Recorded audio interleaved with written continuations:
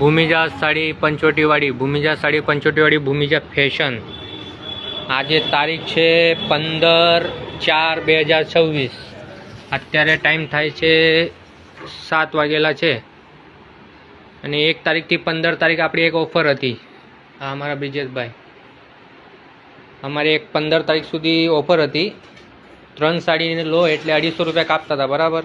એ scheme આપણી અત્યારે પૂરી થઈ ગઈ 15 તારીખથી. પણ હવે 16 તારીખથી એટલે કાલથી એ નવી સ્કીમ ચાલુ થવાની છે. જોઈ લો,